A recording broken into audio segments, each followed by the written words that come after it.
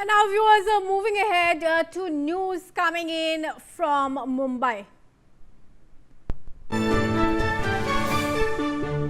Visuals are now coming in from Lonavala, where more than 700 millimeter of rainfall in less than 24 hours has left streets waterlogged. Roads are submerged underwater, making it extremely difficult for vehicles to move. The heavy waterlogging has triggered massive traffic disruption, congestion, with commuters stranded across several stretches. Shahid Ansari is joining us on this. These are visuals, in fact, viewers from Lonavala. You can see how terrible the condition of the road looks like.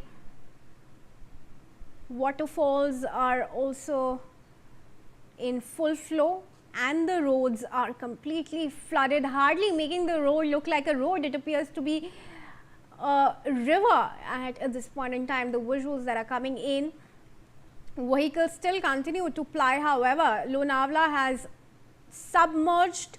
Shahid is connected with us on this. Shahid, Lonavala में लगातार बारिश होते हुए नज़र आ रही है. Waterfalls जो हैं वो लगातार बह रहे हैं, उनका फ्लो बढ़ गया है और रोड्स पूरे पानी में धंसे हुए नज़र आ रहे हैं.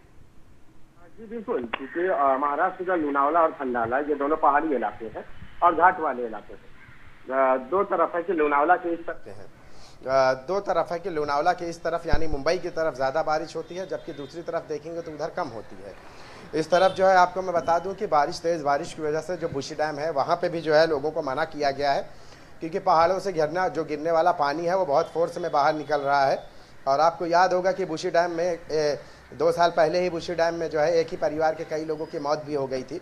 तो इसलिए पुलिस ने जो है यहाँ पर भी लोगों को अलर्ट जारी किया है. और उसके साथ साथ जो लोनावला की जो रोड है, जो पहाड़ों से बड़ी मात्रा में पानी निकल कर सामने आता है, तो इसकी वजह से वो जो है रोड पर भी जो है हाईवे पर भी जो है पानी बड़ी मात्रा में जमा हो गया है, जिसकी वजह से जो है बड़ी दिक्कतें पेश आ रही है. हालांकि आपको याद होगा ये बात कि मिसिंग लिंक के पास भी जो है भूस्खलन का हादसा पेश आया था.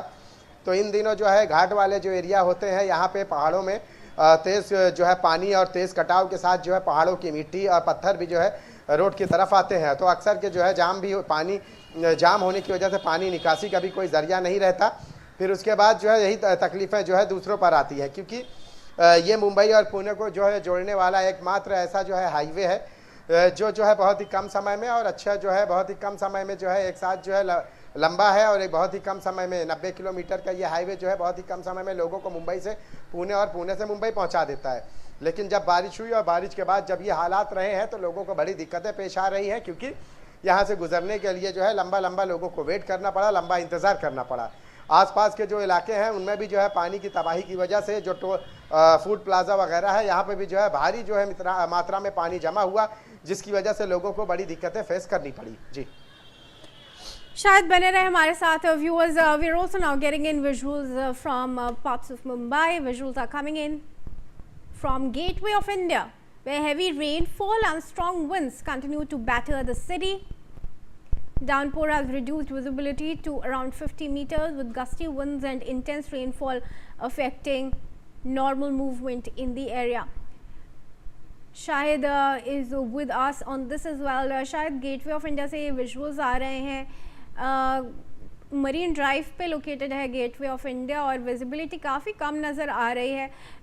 वहाँ लोगों का क्या कहना है, किस प्रकार की परेशानियाँ सामना करना पड़ रहे हैं उन्हें?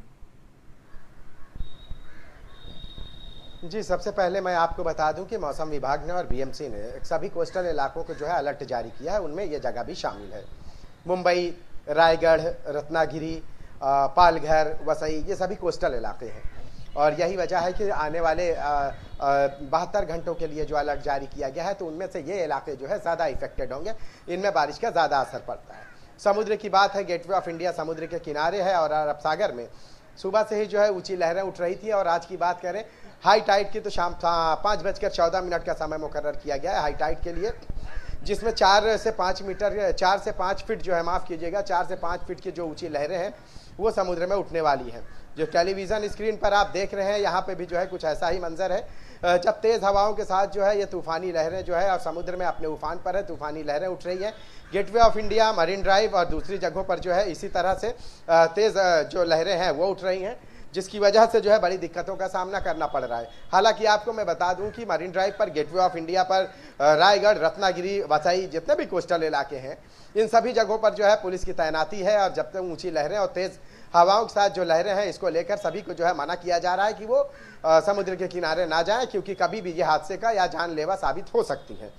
कई बार ऐसा देखा गया है कि लोग सैर व तफरीह की गर्ज से इन इलाकों में आते हैं और उसके बाद जान से हाथ धो बैठते हैं, क्योंकि वो बीएमसी या मौसम विभाग की जो चेतावनी है उस पर जो है वो गंभीर नहीं होते। अक्सर के जो है ये वारदातें हो जाती हैं। मुंबई की चौपाटी, समुद्र से बात आई तो मुंबई की चौपाटी, जुहू चौपाटी, इन सभी इलाकों में लोगों को यहाँ जाने पर जो है रोका गया है, लोगों पर पाबंदी आयद की गई है, क्योंकि चौपाटी और जुहू पर जो है किसी भी तरह का बॉर्डर नहीं बना जो पानी को प्रोटेक्ट करते हुए पानी को रोके।